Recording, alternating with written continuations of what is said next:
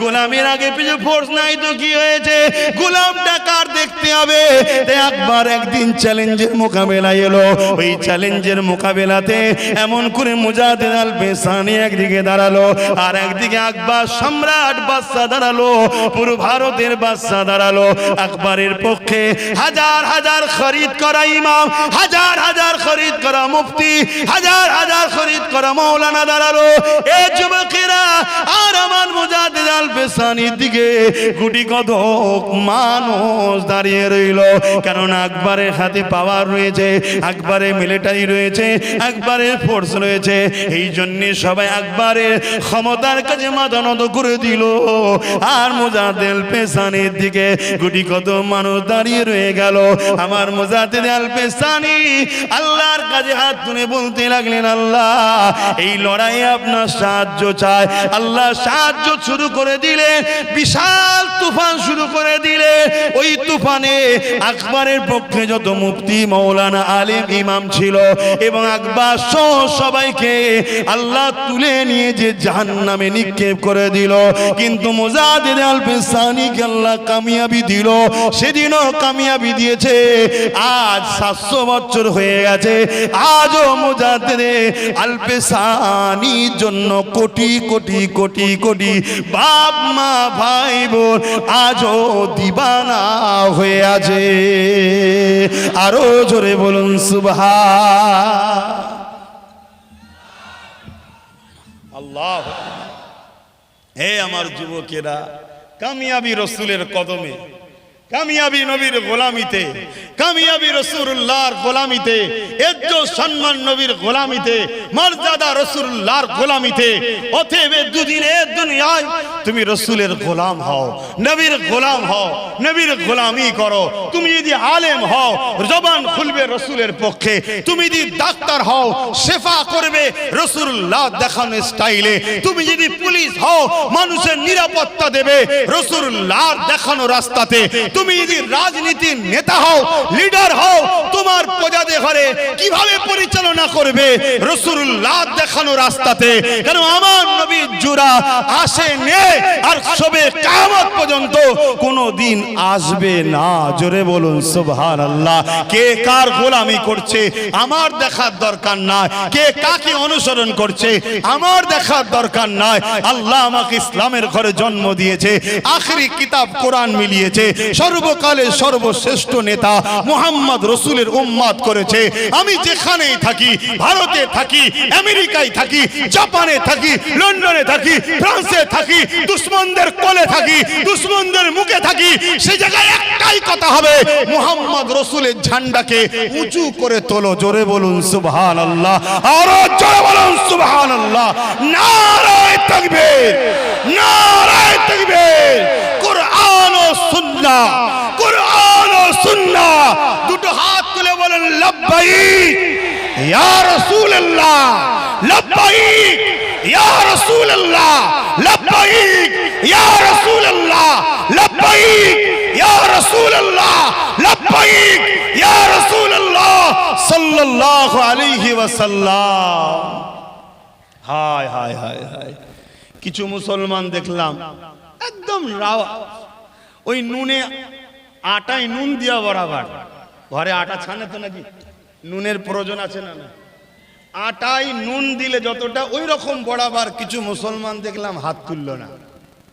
তার মানে ভাবতে হবে আমার ওই ভাইগুলোকে কতটা গুমরার দিকে নিয়ে চলে গেছে এই দুনিয়া। এই দুনিয়া তারা গাফলতির মধ্যে আছে যে আমার হুজুরের হাজিরি আমরা সাক্ষ্য দিচ্ছে যে হুজুর লব্বাইক মানে কি আমরা হাজির আছি। কে কাকে বলছি? ইয়া রাসূলুল্লাহ আপনার জন্য আমরা হাজির আছি। জোরে বলুন সুবহানাল্লাহ। হাজির আছি না নাই? জান লাগলে জান হুজুরের জন্য, মাল লাগলে মাল হুজুরের জন্য, নিজের পরিবার বাচ্চা সব হুজুরের কদমে কুরবান করতে আমরা রাজি আছি না নাই? আর একবার হাত তুলে বলুন লব্বাইক, লব্বাইক ইয়া রাসূলুল্লাহ, লব্বাইক ইয়া রাসূলুল্লাহ, লব্বাইক ইয়া রাসূলুল্লাহ। নারায়ে তাকবীর। বলুন আমি আসলে শয়তান জিন বদমাইশ মানব রূপী হোক আর জেন সুরাতে হোক, অসুবিধে হবে না? হবে না? কথা বুঝছেন না? বুঝুন। অক্সিজেন পেচ্ছেন না, পান না? অনেকে বলে তো অক্সিজেন দেয়, তা আমাদের অক্সিজেনটা কি ভাই? ব্যাটারি চার্জ হয়ে গেলে চার্জ দিতে হয় না? হয় না? খিদে লাগলে খেতে হয় না? হয় না? তো মোমেনের অক্সিজেন কি?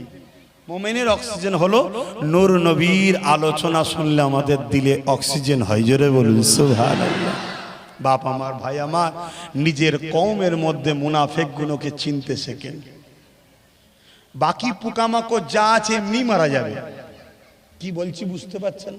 ওই মসজিদের সামনে হিতা হুতা বাঁদর নাচ নাচছে না, ওই এমনি মারা যাবে। ওগুলি ভাবছেন কেন? ওসবলে ভেবে লাভ নেই। আপনার উপরে আল্লাহ সাহায্য আসছে না কেন? আমার ভাইদের বলবো, ইসলামে গান বাজনা করা হালাল না হারাম? জিতার আনন্দ তো বাজানো। কথা বলো। অতে পরিবর্তন হও, রসুলকে সামনে রাখো, আল্লাহ আরো দেবে, আরো দেবে। তোমরা যদি লাইনে থাকতে, আমার ইমানের কথা বলে যাচ্ছি, একদিন আরো 2-10টা মরে জায়গা ফাঁকা হয়ে যেত। কিন্তু তোমাদের ভুলের জন্য কিন্তু গন্ডগোল হয়ে গেল। কেন? আমি যে চেষ্টা আল্লাহর কাছে করেছিলাম, ইনশাল্লাহ আল্লাহ কবুলও করেছে। কথা বুঝে আসছে না? নাই। কিন্তু কিছু ভুল হয়েছে না হয়নি? আগামীতে হবে না তো? আয় মাথায় রাখবেন, কে কি করছে আমার দেখা দরকার নেই। কেন? সব কটা বেটা চোর, সব কটা গাদ্দার, সব কটা মানবতার বিরুদ্ধে, সব কটা সভ্যতার বিরুদ্ধে, সব কটা নারীবাদের বিরুদ্ধে। কথা বুঝে আসছে না? নাই। নারীর অধিকারের বিরুদ্ধে। অতএব তাকে আমি ফলো করব কেন? আমি ফলো করব একজনকে। তিনি কে? মুহাম্মদুর রাসূলকে। জোরে বলুন মুহাম্মদুর রাসূল সাল্লাল্লাহু আলাইহি সাল্লাম। জোরে বলুন সুবহানাল্লাহ। আমার কথা নেবেন না? নেবেন না? আজানটা হয়ে যাক। আমার তো 4টে পর্যন্ত আলোচনা করার কথা। কখন নামাজ মসজিদে? আলোচনা করেন না? সে ঠিক আছে, আগে থেকে আলোচনা করে রাখতে হয়। 4টি আলোচনা করেন, মসজিদ 4টি নামাজ হবে। হ্যাঁ, যে যেভাবে আছে বসে বসে মসজিদে আজানের জবাব দেন। 4টে মাহফিল শেষ হবে।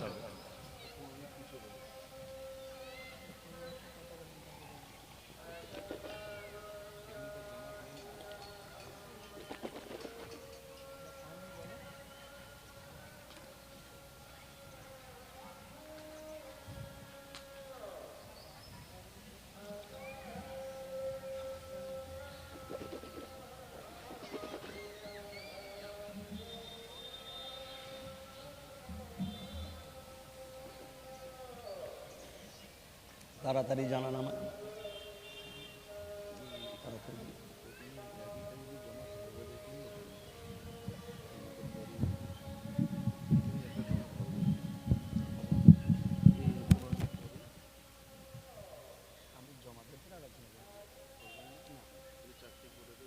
আলোচনা করে জানা।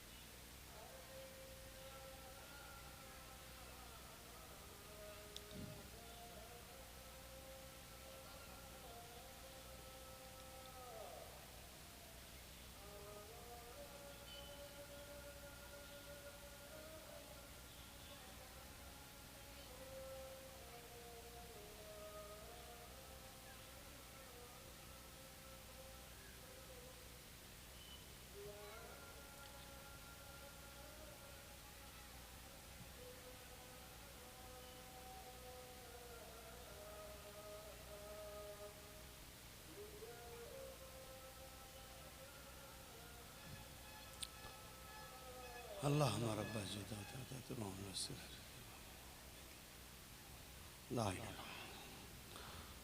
দরুদ শরীফ আল্লাহুম্মা সাল্লি আলা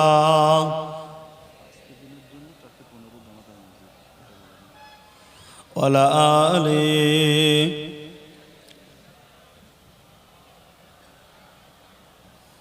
আজকের দিনের জন্য 4:15 নামাজ হবে মসজিদে। আজকের দিনের জন্য ঘোষণা দিতে বললো, দিলাম। এই মাহফিলের সম্মানার্থে 4:15 আজকে নামাজ হবে। কেন? এলেম শিক্ষা করাও ফরজ, নামাজও ফরজ। কোটি কোটি লোক নামাজ পড়ে জাহান্নামে যাবে এলেম না থাকার জন্য। কোটি কোটি লোক রোজা রেখেও জাহান্নামে যাবে এলেম না থাকার জন্য। অর্থাৎ আমাদের মেন্টালিটি যদি সেই মূল স্রোতে না যেতে পারি তাহলে সব শেষ হয়ে যাবে। একটা গাছ, এই যে চতুর্দিকে গাছ দেখছেন না, খুব ভালো করে বোঝেন। এই গাছের ডালপালা কোনো হলো নামাজ, রোজা, হজ, যাকাত, দান, খায়রাত। এই গাছের ডালপালা কোনো যদি সব কেটে দেওয়া হয়, গাছটা কি মরে যাবে? একটু বলবেন তো ভাই, আমি একটা জিনিস শিখাচ্ছি তো, মরে যাবে কি? ধরো 10টা ডাল আছে, 10টাই কেটে দিয়েছি, গাছটা মরে যাবে না? গাছটা বেমানান হয়ে যাবে, দুর্বল হয়ে যাবে, কিন্তু মরে যাবে না। কেন মরবে না? কেন? গাছটা বেঁচে আছে মূলের জন্য। মূলটা থাকে কোথায়? মাটির তলায়। কিন্তু ডালপালা সব রয়েছে, মূলটা যদি কেটে দেয়, জোরে বলুন, খুব ভালো করে বোঝেন। মূল হচ্ছে দামি জিনিস, তাই গোপনে থাকে মাটির তলায়, নিরাপদে, সেফটি জায়গায়। আর ডালপালা যদিও কেটে যায়, মূল যদি ঠিক থাকে আবার ডালপালা গজাবে, তাই তো নাকি? এবারে চলে আসুন, বোঝার জন্য সুবিধা করে দিচ্ছি। দাড়ি, টুপি, নামাজ, রোজা, হজ, যাকাত, এগুলো সব ডালপালা, পাতা, ফলমূল। আর মূল হচ্ছে ভেতরে আছে নবীর প্রেম ও আদব, যেটা হলো ঈমান। যদিও আপনার নামাজ, রোজা, হজ, যাকাত, দান, খায়রাতে কম হয়ে যায়, বেমানান হবে, দুর্বল হবে, আপনি চির জাহান্নামী হবেন না। আল্লাহ রহমতের পানি কিয়ামত দিন পড়লে আল্লাহ বেহিসাব জান্নাতও দিতে পারেন। জোরে বলুন সুবহানাল্লাহ। দুনিয়ায় তওবা করলে আল্লাহ মাফ করেও জান্নাত দিতে পারেন। জোরে বলুন সুবহানাল্লাহ। কিন্তু ঈমান যদি চলে যায়, নামাজ, রোজা, দাড়ি, পাল্লা, এই যে ডালপালা থাকার পরেও যেমন সব শেষ, ঈমান চলে গেলে সব শেষ। আর ঈমান কি ভাই বলবেন তো? নবীর প্রেম, নবীর আদব। বলুন, নবীর প্রেম, নবীর আদব। আর আমল হলো নামাজ, রোজা, হজ, যাকাত, দাড়ি, টুপি। অর্থাৎ চাকরি প্রথম পেতে হয়, তারপরে ডিউটি করতে হয়, তবে তো মাইনে পাবেন। আর মাইনে হলো জান্নাত। জোরে বলুন সুবহানাল্লাহ। চাকরি কি? মুহাম্মদ রাসূল যা বলেছে মেনে নাও, যা ছাড়তে বলেছে ছেড়ে দাও। তুমি মুসলমান দাবি করবে, তোমাকে ঈদগাতেও পাওয়া যাবে, শিরকের জায়গাতেও পাওয়া যাবে। এ মুনাফিক ছাড়া অন্য কিছু নাই। কথা মাথায় ঢুকছে না? ঢোকেনি? হ্যাঁ, তুমি ইসলামের উপরে কট্টর থাকো, ইসলামকে তুমি পিয়ার করো, নিজের ঐতিহ্যকে তুমি মজবুত করে ধরো। সবাই সবারটা সামলাচ্ছে, তার ভালোবাসা তার কাছে, আমার কোনো বলার পক্ষে বিপক্ষে কিচ্ছু বলার নেই। কিন্তু সব সময় আমার দিনের উপরে আঘাত দেওয়া হয় না, হয় না। কথা বলছেন না কেন? হয় না, হয় না। বাপেরা, নওজোয়ান তরুণেরা, এ নবী পাকের প্রেমিকেরা, আল্লাহ পাক দুনিয়া জমিনে আমাদের ঘরে কিছুদিনের জন্য পাঠিয়েছে। এই পৃথিবীটা চিরস্থায়ী নয়। আজ টাকা আছে, কাল চলে যাবে। আজ নাই, কাল চলে আসবে। আজ ক্ষমতা আছে, কাল চলে যাবে। আজ নাই, কাল চলে আসবে। সব কিছুই কিন্তু শেষ হয়ে যাবে। কিছুদিনের জন্য আসে, কিছুদিনের জন্য চলে যায়। কিন্তু আমার রাসূলুল্লাহ যারা গোলামি করে, আমার নবীকে যারা পিয়ার করে, নবীর সুন্নতে জীবন করে, রাসূলুল্লাহকে মডেল বানায়, নবী পাককে প্রতিটা কাজে ফলো করে, মনে রাখবেন দুনিয়া জমিন থেকেও চলে যাবার পরেও ওর কামিয়াবি বাঁচতে থাকে। শুধু দুনিয়া জমিন থেকে কবরের জমিন নয়, কাল কিয়ামতের ময়দানেও সেই দিনও তিনা সম্মান মর্যাদা তেমন হবে এবং পরকালে জমিনে সব থেকে সম্মানিত জায়গা আল্লাহ পাকে জান্নাত পেয়ে যাবে। এ যুবকেরা, তরুণেরা, বাবেরা, আল্লাহ নবী নূহ নবী দয়া নবীকে মহব্বত করেন, প্রিয়ার করেন, ভালোবাসেন। যাদের দিলে নবীর মহব্বত নয় তাদের সঙ্গে উঠা বসা নয়, যাদের দিলে নবীর মহব্বত আছে তাদের সঙ্গে উঠা বসা করেন।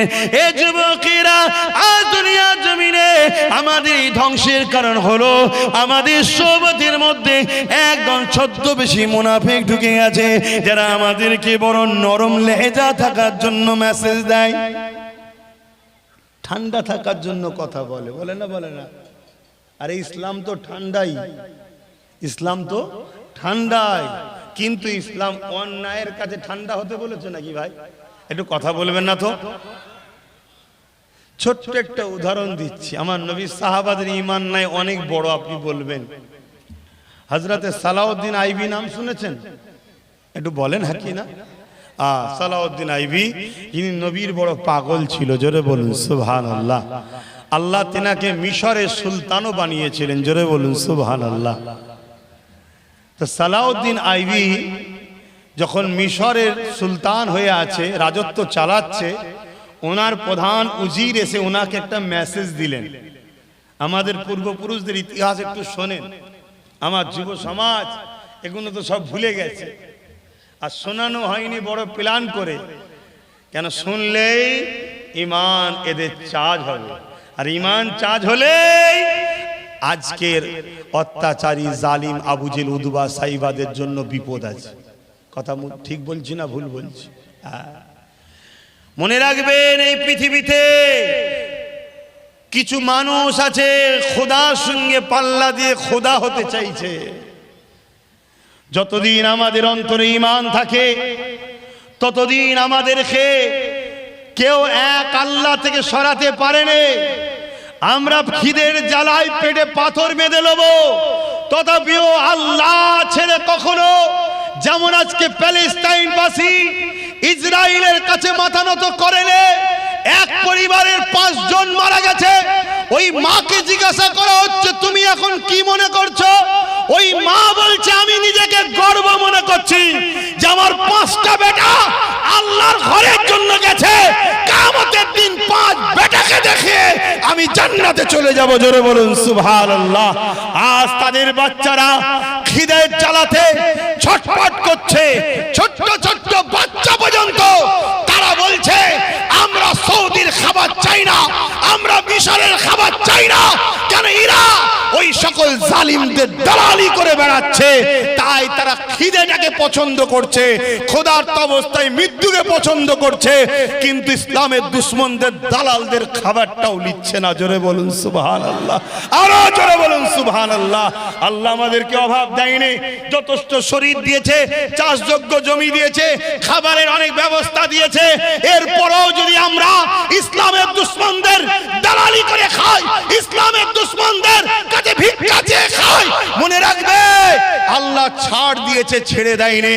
খুব শিগগিরই এমন দিন আসবে যে আজ তোমায় ভিক্ষা দিচ্ছে, কাল তাকে ইজ্জত দিয়ে ঋণ শোধ করতে হবে। কথা মাথায় ঢুকছে না? ঢুকে নেই? ইতিহাস তো আমরা পড়েছি। এই আমার দেশেতেই মির্জাফর নাম শোনেন? ইংরেজের কাছে মোটা অঙ্কের টাকা নিয়ে নিজের জাতের সঙ্গে গাদ্দারি করেছে না করেন? আর লাস্টে কি হলো? ওকে এই কামানের সামনে বসে ইংরেজরা উড়িয়ে দিল। আজ আমাকে দিয়ে তোমায় মারাচ্ছে, তোমাকে দিয়ে আমায় মারাচ্ছে। যখন আমি শেষ হয়ে গেলাম, দুর্বল হয়ে গেলাম, তখন তোমার আর প্রয়োজন আছে নাকি? ময়দান তো ফাঁকা, তোমায় তখন শেষ করবে। কথা মাথায় ঢুকছে না? ঢোকে নেই? অতএব সময় থাকতে থাকতে নিজের রসুলের ওপরে মহব্বত বাড়াও, নবীর জীবনী পড়ো, হুজুর যেভাবে চলতে বলেছে চল। কথা বুঝে আসছে? কিছু বলবেন না? কিছু বলেন। হ্যাঁ, যদি বলতে পারেন আমি আবার বলে দিচ্ছি। কেন আজ তো ভাই অনেক জায়গায় সমস্যা হয়। মসজিদ কি জিনিস জানতো না, দু চারটে লোক সমস্যা করে, সমাজে থাকে তো, থাকে না? আমার বাপ দাদুর ওসিলায় মসজিদ চিনেছে, কি ভুল বলছি নাকি? কিন্তু অনেক জায়গায় সমস্যা হয়, তা সেই সমস্যা আমি বাড়াতে চাইছি না। তোমরা যদি বলো যে 4:15 নয় 4টে হবে 4টে, যদি বলো না 40-এ হবে 40-এ, যা বলবে তাই, আমার কি আছে রে বাবা? কথা মাথায় ঢুকছে না? ঢোকে না। কিন্তু নামাজকে নিয়ে যেন সমস্যা করো না, নামাজকে নিয়ে দলাদলি করো না। আব্বাস সিদ্দিকীর উপরে রাগ মিটাতে গিয়ে, জেদ দেখাতে গিয়ে আল্লাহর নামাজকে বীজখানে সাইনবোর্ড হিসাবে, ট্যাকেল ঢাল হিসাবে এনুনি। তোমার অসুবিধে হয় বলো, আমি এক্ষুনি শেষ করে দিচ্ছি।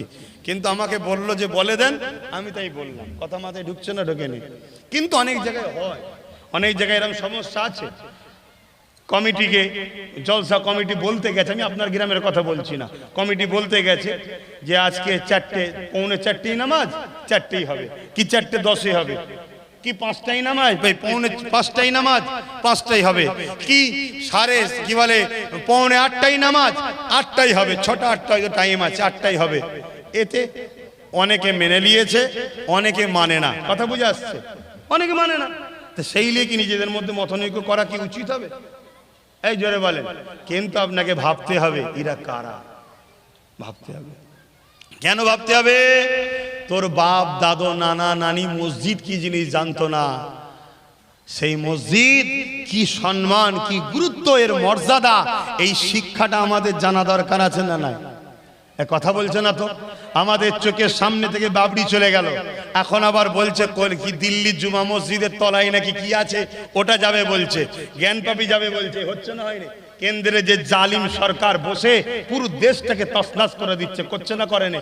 আর শুধু মসজিদ মাদ্রাসা কবরস্থানগুলোর উপর জুলুম হচ্ছে না হয়নি? তো এগুলো হচ্ছে কেন? আমরা মসজিদ মাদ্রাসার গুরুত্ব ভুলে গেছি, তাই। তো এই শিক্ষাটারও দরকার আছে না নাই? অতএব একটু আলোচনা করে তাড়াতাড়ি জানান ভাই। যদি বলেন যে না এক্ষুনি নামাজ হবে, তাহলে আমি বন্ধ করে দিচ্ছি, নামাজটা হয়ে যাক। তবে আজকে 4:45 পর্যন্ত ওয়াক্ত আছে আসরের। কটা? 4:45। ওয়াক্ত অনেকক্ষণ আছে বাবা। সমস্যাটা অন্য জায়গায় তো। 10 মিনিট ইমাম আজান দিতে মুয়াজ্জিন দেরি করলে ফতোয়া তারা দেয় যাদের জুম্মা ছাড়া মসজিদে দেখা যায় না। সমস্যাটা এই জায়গায়। কথা বুঝছেন না? বোঝেন না? ইমাম যদি একটু কোনোদিন লম্বা সূরা পড়ে ফেলে, পিছনে হাত গুটিয়ে ফেলে, কাজ কাম নেই আমাদের, কাকে পাওয়া যায়? 2 ঈদ বকরা ঈদ হয়তো পাওয়া যেত, একদিন ভুল ক্রমে ঢুকে পড়েছে হয়তো, সেই ঝগড়া লেগে যায়। সমস্যা খুব না? এই জন্য এই সব নিয়ে তো আজকে আমাদের কাছে চলতে হবে না? কি কখন মসজিদে নামাজ হবে? তাই এখানে মসজিদ কাছে, এখানে জলসা হবে, নামাজ হবে, কি ছেলে খেলা হচ্ছে নাকি? বন্ধ করো, ওটো, সালাম দাও। ইয়া নবী সালাম।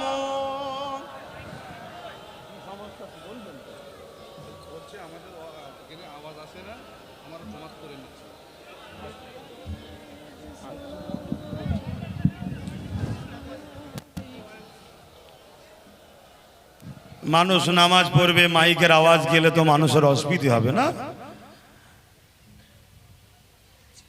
তো সেই জায়গায় মসজিদে ইমাম সাহেব যে মেসেজটা, আপনি ইমাম নাকি, তিনি যেটা আমাকে জানাচ্ছেন যে ওখানে নামাজ ওখানে হয়ে যাবে, এখানে একটা জলসাবাদ নামাজ হবে।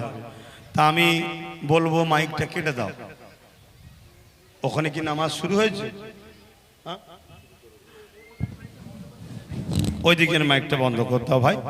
কেন কে কি করছে আমার দেখার দরকার না। কেউ আল্লাহর নামাজ পড়বে, আমি ডিস্টার্ব করবো, এটা আমাদের আবার উচিত নয়, ঠিক তো নাকি? আমরা আমাদের রাস্তা ক্লিয়ার রাখবো। বলুন ইনশাআল্লাহ। আসেন। ইয়া নবী সালাম, ইয়া রাসূল,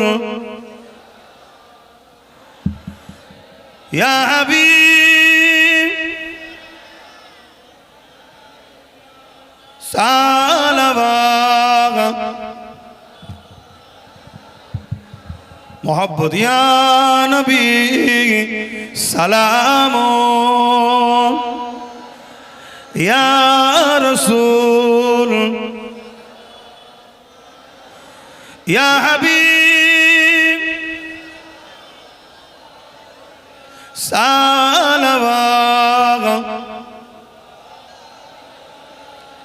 আমাদের সমাজে একটা ভুল বুঝাবুঝি আছে, এ দাঁড়িয়ে সালাম আর বসে সালাম লে আছে না নাই? দেখুন ভাই, খুব ঠান্ডা মাথায় শুনবেন, যদি কেউ বসে সালাম দেয় তাদের বিরুদ্ধে আমাদের কোনো ফতোয়া নাই, আছে কি না? কেন? এটা প্রেমের ব্যাপার, আদবের ব্যাপার। কেউ যদি মনে করে আমি বসে দিয়াটাই আমার প্রেম হচ্ছে, সেটা তার কাছে। কেউ যদি মনে করে আমার বসে দিয়াটাই আদব হচ্ছে, তার কাছে। কিন্তু আমরা দেখেছি সাহাবা হুজুররা নবীকে যখন সালাম দিতেন দাঁড়িয়ে দাঁড়িয়ে দিতেন। জোরে বলুন সুবহানাল্লাহ। আমরা দেখেছি পিরানে তরিকতরা যখন নবীকে সালাম দিতেন, ইমামরা সালাম দিতেন, মুস্তাহিদরা সালাম দিতেন, ফুকাহা হুজুররা সালাম দিতেন, সব দাঁড়িয়ে দাঁড়িয়ে দিতেন। জোরে বলুন সুবহানাল্লাহ। আমরা দেখেছি কোরআনে আল্লাহ বলছেন দরুদ পড়ো, সল্লু, দরুদ পড়ো। কেন? দরুদ পড়তে বলেছে আল্লাহ, কিন্তু শুধু এতটুকু। আর সালামের বেলায় বলেছে ওয়াসাল্লিমু, এবং সালাম দাও। সালামের বেলায় কিন্তু আল্লাহ একটা বাড়তি কথা বলেছে, তাসলিমা। তার মানে সব থেকে উত্তম ভক্তি, ভালোবাসা আদবের সাথে দাও। জোরে বলুন সুবহানাল্লাহ। আল্লাহ কোরআনে ইশারাতান আদবের কথা বলেছে। এই আদবের দিক দিয়ে সব থেকে উত্তম কোনটা? বলুন বলুন। দাঁড়িয়ে। তাই আমরা দাঁড়িয়ে দিই। এবারে বলতে পারেন তাহলে দরুদটা বসে দেন কেন? দরুদ বসে এজন্যে দিই, দরুদ পড়লে নেকি হয়, আর সালাম দিলে নূর নবীর জবাব পাওয়া যায়। জোরে বলুন সুবহানাল্লাহ। আমি সালাম দেবো, হুজুর জবাব দেবে, বসে বসে নেব, এটা যেন বেয়াদবি লাগে, তাই আমরা দাঁড়িয়ে দিই। কথা মাথায় ঢুকেছে? খুব ভালো ধরে বুঝবেন, যাদের দিলে নবী নাই তারা আমাদের কেউ নয়। এটা যদি না আপনি ঠিক করতে পারেন, আপনার আগামী দিন আরো ভয়ানক আসছে, আপনারা বাচ্চারা আরো ভয়ানক জায়গায় পড়বে। কেন? আমাদের সবচেয়ে বড় ক্ষতিকার হচ্ছে এই সূরাতে সকলের নামধারী আব্দুল্লাহ ইবনে উবাইয়ের মতো মুসলিম দাবিদাররা সবচেয়ে বড় ক্ষতিকারক। এদের জন্যই আজকে জালিমরা বা ইসলামের দুশ্মনরা আমাদের বুকে উঠার সাহস পায়, আমাদের ঘরে ঢুকার সাহস পায়, আমাদের এলাকায় ঢুকার সাহস পায়। কথা মাথায় ঢুকছে না? ঢুকে নেই। আর না হয় বা পারতো না। আমি আপনাকে বলছি পারতো না। চিঙ্গিস খান নাম শুনেছেন? এখানে এই নাম শুনেছেন? একটা আতঙ্কের নাম চিঙ্গিস খান। কি নাম? আতঙ্ক। তামাম পৃথিবী তার নামে ভয় করত। একটা 22 বছরের মুসলিম যুবকের কাছে আবার চিঙ্গিস খান ভয়ে কাঁপত। কেন? 22 বছরের যুবকটা ছিল নবীর গোলাম, নবীর প্রেমিক। জোরে বলুন সুবহানাল্লাহ। আসেন প্রাণ খুলে সালাম দেন। ইয়া নবী সালাম, ইয়া রাসূল, ইয়া হাবিব সালাম, ইয়া নবী মদিনা হতে সব কিছু পারেন দেখিতে, মোদের লাশ কবরে এ রাখিলে লইবেন আপন করে। নবী সালাম, ইয়া রাসূল, ইয়া হাবিব সালাম,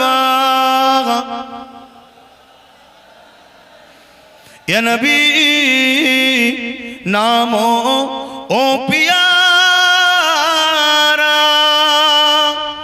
ইয়া রাসূল নাম ও পিয়ারা, আরশ पर हक ने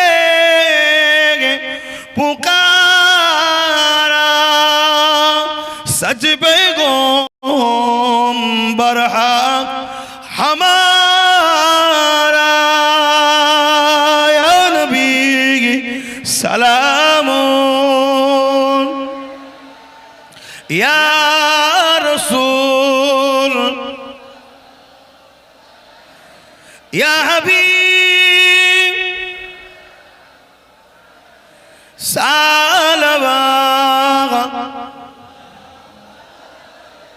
সকলে গায়ে গায়ে বসুন বালাগাল উলা বিকামা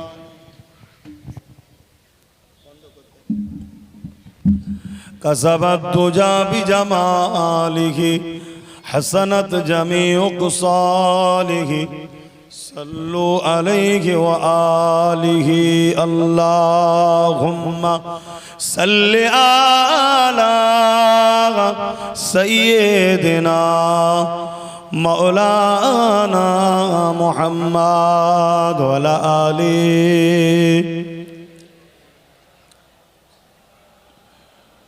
আমার আব্বাজানেরা ভাইরা, আপনাদের কি কষ্ট হচ্ছে? আমার কথায় কি বেজার হচ্ছেন? আমার কথায় আপনারা একমত হতে পারছেন তো? লোক দেখানো না, আল্লাহকে দেখিয়ে বলবেন।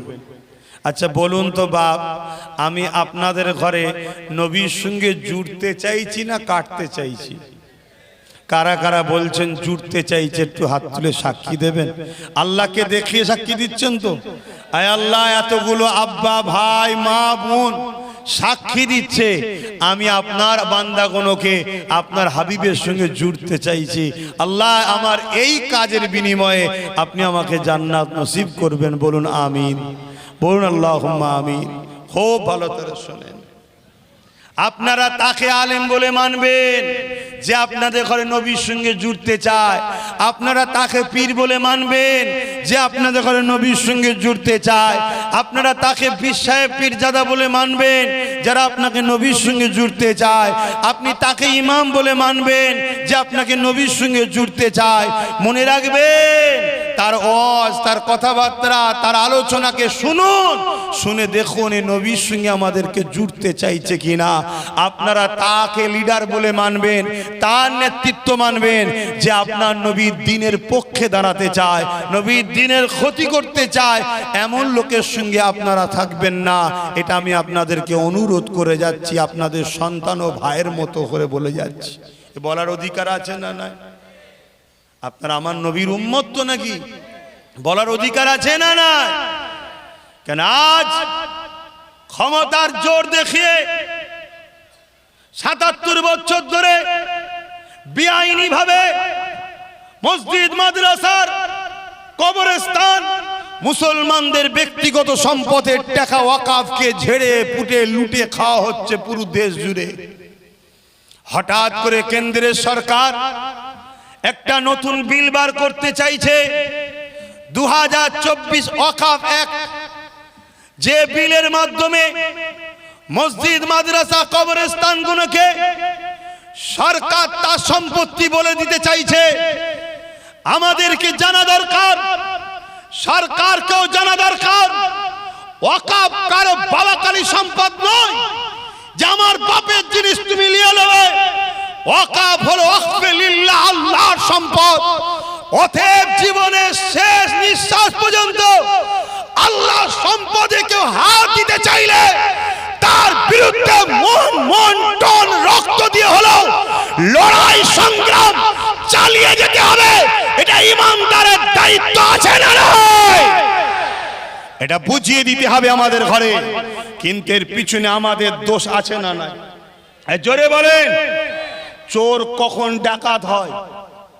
যখন ছোটখাটো চুরি করছিল, বদনা চুরি করছিল, লুটা চুরি করছিল, জুতো চুরি করছিল, পাখা চুরি করছিল, সিলিমচি চুরি করছিল, তখন আমরা কিছু বলিনি। আস্তে আস্তে ও ডাকাত হবে না? হবে না? তাহলে চোরকে ডাকাত বানাই কারা? কথা বলছে না তো?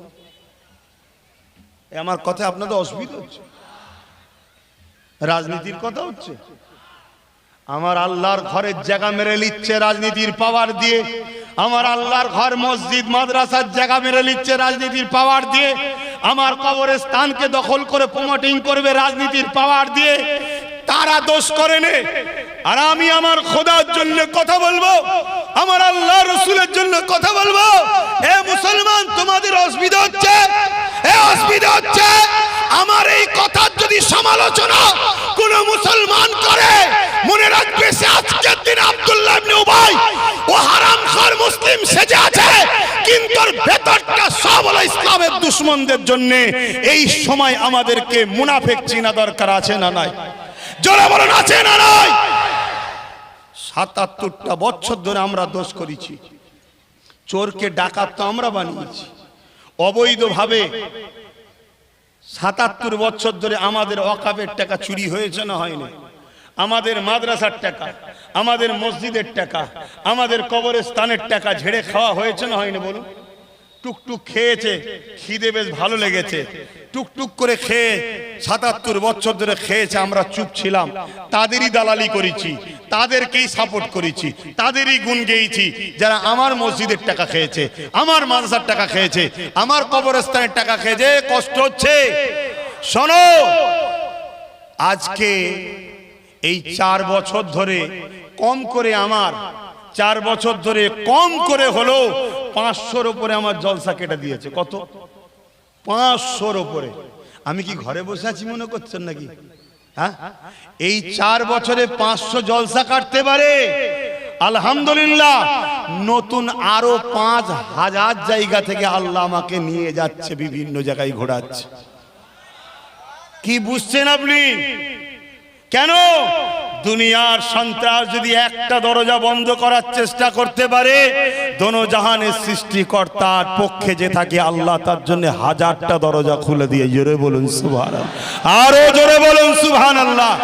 অতএব তোমরা ভাঙরের মানুষ, আমার কথাই যদি কষ্ট পেয়ে মনে করো এই হুজুরকে আর আনবো না, আল্লাহর জাত পাকের কসম করে বলছি আমার কোনো অসুবিধা নয়। আমার আল্লাহ আগেও আমায় চালিয়েছে, আজও চালাচ্ছে। সেই আল্লাহর উপরে ভরসা রেখে আল্লাহর খুশির জন্য, নবীর খুশির জন্য কথা বলছি। আমার আল্লাহ আমার জন্য যথেষ্ট। কিন্তু তোমাদেরকে জানতে হবে ৭৭ বছর ধরে অবৈধভাবে সবাই মিলে আমার ওয়াকফ সম্পত্তির টাকা ঝেড়ে খেয়েছে। আজকে কেন্দ্র সরকার বিল পাস করে সম্পদটাকে তাদের বানিয়ে নিতে চাইছে। কারণটা কি? এরাও তো ঝেড়ে খেতে পারে। পুকুরে 4 আনা ভাগ আছে, বলে না? বলে না? পুকুরে 8 আনা ভাগ আছে, বলে না? বলে না? ভাই, জীবনে মাছের মাথা পাইনি, অথচ বলতে পারতাম 8 আনা 4 আনা আছে, কিন্তু ভাগ জীবনে পাইনি। ৭৭ বছর খেয়েছে হারামখোর গুলো ঠিকই।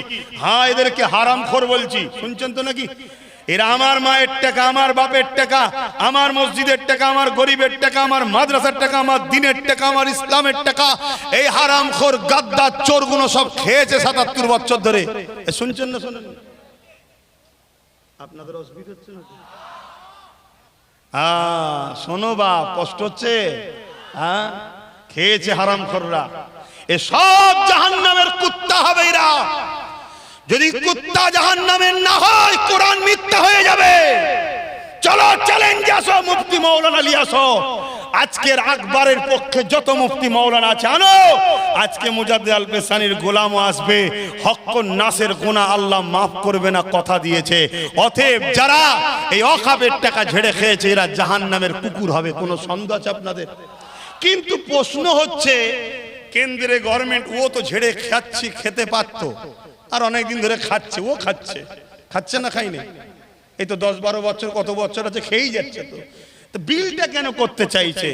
এই বিল করার উদ্দেশ্যটা কি? এই বিল করার উদ্দেশ্যটা আপনাদের জানতে হবে। একটু বলবো না থাকবে? শোনো, এই ভারতবর্ষে গুজরাটে একটা মসজিদ আছে, 1300 বছর বয়স। কত বছর? তার মানে 1300 বছর ধরে ভারতে আজান হচ্ছে না হয়নি? তার মানে 1300 বছর ধরে ভারতে মুসলমান আছে না নাই? কেরলে একটা মসজিদ আছে ওই রকম 1200-1300 বছর বয়স, সেখানে 1200-1300 বছর আজান হচ্ছে। এর মানে ভারতে 1300 বছর 1200 বছর ধরে মুসলমান আছে না নাই? এমন করে ভারতবর্ষের 1000 বছরের মাদ্রাসা, 1000 বছরের মসজিদ, 1000 বছরের কবরস্থান প্রমাণ করে দিচ্ছে ভারতে 1000 বছর ধরে আজান হয়, 1000 বছর ধরে কোরআন পড়ানো হয়, 1000 বছর ধরে মসজিদ আছে, 1000 বছর ধরে মুসলমান আছে, 1000 বছর ধরে কবরস্থান প্রমাণ দিচ্ছে। এখনো যখন প্রমাণ দেবে আমাদেরকে উচ্ছেদ করতে পারছে না, তাই তারা এগুলোকে আত্মসাৎ করে আমাদের সম্পদ বলার দাবিটা কেড়ে নিয়ে সেইগুলোকে তারা প্রমোটিং করে কর্পোরেশনদের হাতে যখন তুলে দেবে, তারপরে যখন তোমাকে আমাকে উচ্ছেদের জন্য গণহত্যার দিকে আগিয়ে যাবে, তখন তুমি আমি চিৎকার করলে বিশ্ব সবাই যদি বলে মারছো কেন, তখন বলবে এরা স্বাধীনতার আগে দেশে ছিল না। তার প্রমাণ এই তো 20 বছরের মসজিদ, এই তো 30 বছরের মসজিদ, অর্থাৎ 1000 বছরের মসজিদ তো হারিয়ে ফেলেছি, 1000 বছরের কবরস্থান তো হারিয়ে ফেলেছি। মাথায় ঢুকছে আপনাদের? মাথায় ঢুকছে? মাথায় ঢুকছে? অতএব এই ওয়াকফ যদি বিলটা কেন্দ্র গভর্নমেন্ট পাস করে নিতে পারে, মনে রাখবে তোমাদের নাম নিশানা মিটে গেল। আমার কিচ্ছু হবে না, আমার গর্বের সাথে বলছি কিচ্ছু হবে না। কথা কিছু মাথায় ঢুকছে না? ঢোকে না।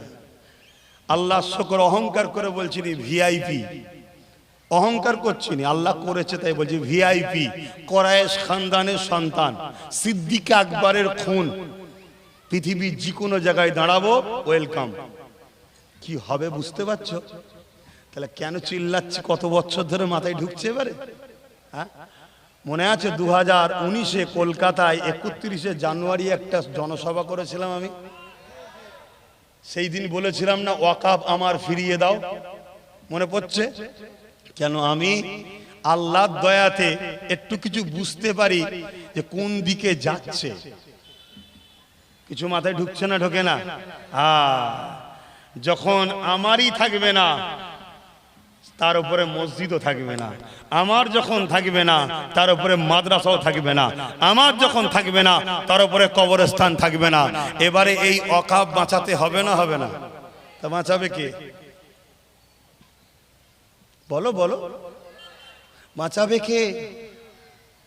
বলো। হাত তো খালি করে বসে আছে।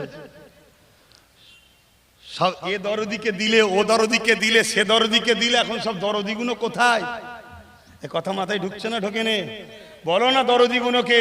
যেখানে আইন পাস হচ্ছে ওখানে যে মারপিট করতে যাচ্ছে কেউ না। কেন? তোমার আমার ধর্মের জিনিস যাবে তো, এতে কারো কিছু যায় আসে না। কথা কিছু মাথায় ঢুকছে? অতএব এখনো সাবধান হও, এখনো সাবধান হও। এই ভারতে এখনো লাখো লাখো নবীর গোলাম আলেম আছে, লাখো লাখো। কিন্তু এই জায়গায় মনে রাখবেন, একদল দালাল বক্তা আবার বেরিয়েছে, এই ওয়াকফকে সামনে নিয়ে আবার হুড়োহুড়ি করছে। কথা বুঝে আসছে? যদি বলেন কেন বলছেন? এজন্যে বলছি, যখন বেদখল করে অনেকে খাচ্ছিল, এরাই তাদের সঙ্গে সব গলায় গলায় মিলেছিল। কথা বুঝে আসছে না? নাই তখন তো উচিত ছিল বলা যে আপনার সাথে আমার খাতির আছে, আমার জিনিস আমায় ফিরিয়ে দাও, আমার মসজিদের সম্পদ, আমার মাদ্রাসার সম্পদ, আমার ধর্মের জিনিস। তুমি বেঈমান, তুমি কি বোঝো? কথা ঠিক না ভুল? তুমি কি বোঝো মসজিদ সম্বন্ধে? তুমি কি বোঝো? যার মধ্যে পাক না পাকের জ্ঞান নাই, সে কি বোঝে? অতএব ফিরিয়ে দিবার দরকার ছিল, বলার দরকার ছিল না? ছেলে না তখন বলেনি, এখন আবার দরদ দেখাচ্ছে। মনে রাখবেন, আগামী দিন ওয়াকফের পক্ষে সংগ্রামে আমাদেরকে নামতে হবে না? হবে না? আন্দোলন করতে হবে না? হবে না? এটা সাংবিধানিক অধিকার আছে না নাই? ওর পাশাপাশি আমাদেরকে পাওয়ারটাও দখল করতে হবে, ঠিক না বে ঠিক? তবে তো আমরা আমাদের জিনিসকে দখল করতে পারবো। কিন্তু এই ডাকটা কার ডাকে সাড়া দেবেন? কেউ যদি ডাকে আসো ওয়াকফ বাঁচাতে হবে, চলো, সব ছুটবেন তো নাকি? জোরে বলেন ছুটবেন? জলদি করে বলেন ছুটবেন? কার ডাকে সাড়া দেবেন? বলবেন তো কার ডাকে সাড়া দেবেন? দাড়ি দেখলে ছুটবেন, টুপি দেখলে ছুটবেন, জুব্বা দেখলে ছুটবেন, মুফতি দেখলে ছুটবেন, মাওলানা দেখলে ছুটবেন, বক্তা দেখলে ছুটবেন না। ছুটবেন তার ডাকে যার হৃদয়ে আপনার নবীর প্রেম ও আদব আছে, তার ডাকে ছুটবেন। মনে রাখবেন, নামাজি জান্নাতীও হবে, জাহান্নামীও হবে। অর্থাৎ নামাজির মধ্যে মুমিনও আছে, মুনাফিকও আছে। তাই তো নবী বললেন ৭৩ দল ৭২ জাহান্নামী। গল্প বলছি না, হাদিস শোনাচ্ছি। নামাজির মধ্যে মুনাফিকও আছে, মুমিনও আছে। রোজাদারের মধ্যে মুমিনও আছে, মুনাফিকও আছে। হাজির মধ্যে মুমিনও আছে, মুনাফিকও আছে। মধ্যে মুমিনও আছে মুনাফিকও আছে, সব জায়গায় মুমিন মুনাফিক থাকতে পারে। মনে রাখবে, যেমন সোনা চিনতে গেলে কোষ্ঠী পাথর লাগে, আল্লাহ বলছে হাবিব মুনাফিক চিনতে গেলে আপনাকে মানদণ্ড করেছি, আপনাকে লাগবে। জোরে বলুন সুবহানাল্লাহ। অর্থাৎ যার দিলে আপনি আছেন সে হলো মুমিন, যার দিলে আপনি নেই সে যতই আল্লাহ আল্লাহ করো ও মুনাফিক। মুনাফিকের ডাকে যদি সাড়া দাও ফাঁসতে হবে, যেভাবে ৭৭ বছর ফেঁসে আসছো। মনে রাখবেন, যার দিলে নবী আছে এরকম লাখ লাখ উলামা রয়েছে, তাদেরকে ফলো করুন, তাদের ডাকে যেখানে ডাকবেন সেখানে যাবেন। এটুকু মাথায় রেখে যান, সবাই গাদ্দার হলো নবীর গোলাম, মুনাফিক গাদ্দার হতে পারে না, পারে না, পারে না। জোরে বলুন সুবহানাল্লাহ। আরো জোরে বলুন, নবীর গোলামরা গাদ্দার হতে, নবীর গোলামরা মুনাফিক হতে, কেন গোলামি নামই হলো ঈমান অর্থাৎ জান্নাতি। জোরে বলুন সুবহানাল্লাহ। তাহলে ফলো করা দরকার আছে না নাই? আমি এই কথাগুলো শুনিয়ে কি আপনাদের ক্ষতি করছি? আপনাদেরকে সজাগ করছি, কারণ আগামী দিন ডাকার অনেক বেরোবে। কারা ডাকবে? ওই আকবরের মতো। আজকে যারা আকবর যেদিন যেমন ভাড়াটিয়া মুফতি মৌলানা রেখেছিল, এই জানেন না, আজকে আবার ওই রকম ভাড়াটিয়া মুফতি মৌলানা আছে না নাই? তারাই দেখবেন হঠাৎ করে দরদি হয়ে যাবে, এই চলো বাঁচাতে হবে, চলো বাঁচাতে হবে, চলো বাঁচাতে হবে। হ্যাঁ, তুইরাই তো সব দালালি করে করে শেষ করলি, এখন আবার বাঁচাতে হবে মানে? অতএব যার মধ্যে নবীর প্রেম ও আদব আছে, সেই রকম উলামা যারা ডাকবে তাদের ডাকে সাড়া দেবেন। একটু সাক্ষী আবার একবার লব, আমাকে কি নবীর গুস্তাখ মনে হচ্ছে না নবীর পক্ষে মনে হচ্ছে? একটু বলবেন না? এরকম আরো আছে বাপ, তাদের ডাকে সাড়া দেবেন। মাথা থাকবে তো? থাকবে তো? থাকবে তো? কখনো যদি অধমটা ডাকি যে আসো আল্লাহর ঘরের জন্য, মসজিদের জন্য, মাদ্রাসার জন্য, কোরআনের জন্য, দ্বীনে হকের জন্য, জান্নাতে যাবার জন্য যদি ডাকি, কখনো তোমাদেরকে ডাকলে কাজ কাম যত ব্যস্তই থাকো ডাকে সাড়া পাওয়া যাবে তো? আল্লাহকে সাক্ষী রেখে হাত লম্বা করে তোলো, আল্লাহকে সাক্ষী রেখে, আল্লাহকে সাক্ষী রেখে তো নাকি আল্লাহ হাতকে আপনি কবুল করেন, আল্লাহ হাতকে আপনি কবুল করেন, আল্লাহ হাতকে আপনি কবুল করেন। বলুন আমিন। আরো জোরে বলুন আল্লাহুম্মা আমিন। আল্লাহর কাছে দোয়া চাই, আল্লাহ যারা আমার ঘর, আমার নবীর ঘর, আপনার ঘরকে ধ্বংস করতে চাইছে, এই জালিম হুকুমতকে আপনি ধ্বংস করে দেন। বলুন আমিন। আরো জোরে বলুন আল্লাহুম্মা আমিন। কেন বাপ, আমরা সব জায়গাতে আপোষ করে নিতে পারি, আমার ধর্মকে কেউ মিটাতে চাইলে আপোষ করা যাবে? কথা বলেন। অতএব এদেরকে আল্লাহ মিটিয়ে দিক। বলুন আল্লাহুম্মা আমিন। এখন সংক্ষেপে একটা কথা বলবো, কোরআনের মাহফিল, দ্বীন ইসলামের মাহফিল, নবীর আলোচনার মাহফিলের প্রয়োজন আছে না নাই? আছে না নাই? এরও যদি বিরোধী কেউ করে সে মুমিন না মুনাফিক? জোরে বলেন। মুনাফিক চেনা দরকার আছে না নাই? মুনাফিক আমাদের জন্য ক্ষতিকারক না উপকারী? ক্ষতিকারক, এটা মাথায় রাখবেন। তা আপনারা নবীর মাহফিল করতে কারা কারা চান একটু হাত তুলে দেখান তো।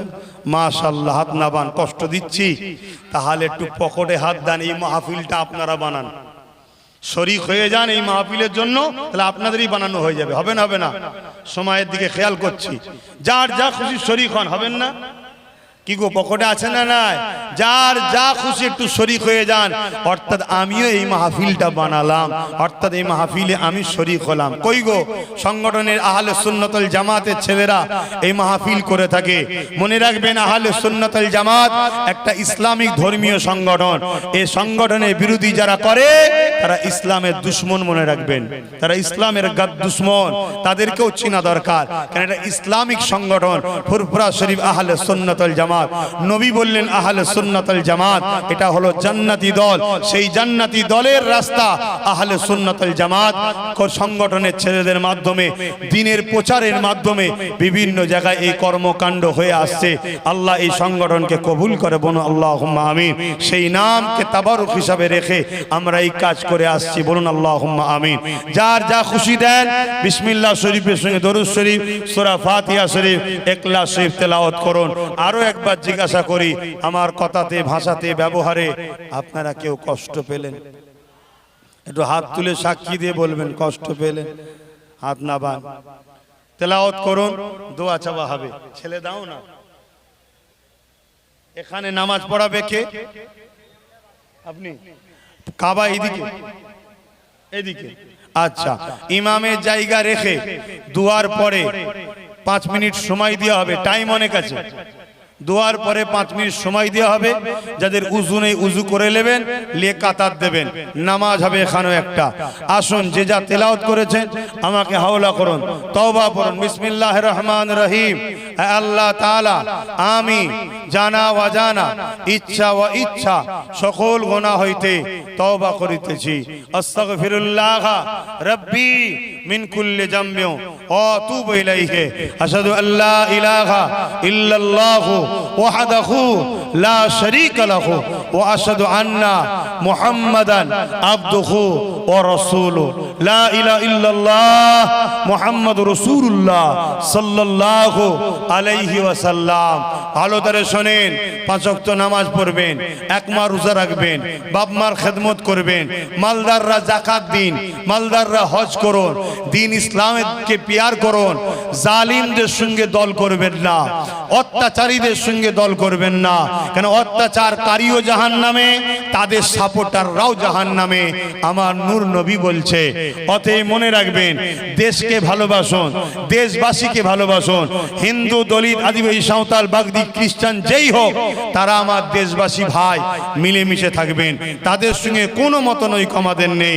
যারা আমার ধর্মের ক্ষতি করতে চাইছে ক্ষমতার জোরে, তাদের বিরুদ্ধে আমাদেরকে সংগঠিত হতে হবে। এটা ইসলামের হুকুম, আপনাদেরকে জানিয়ে গেলাম। আসেন সকলে আল্লাহর দরবারে দোয়া চাই। আল্লাহুম্মা আমিন।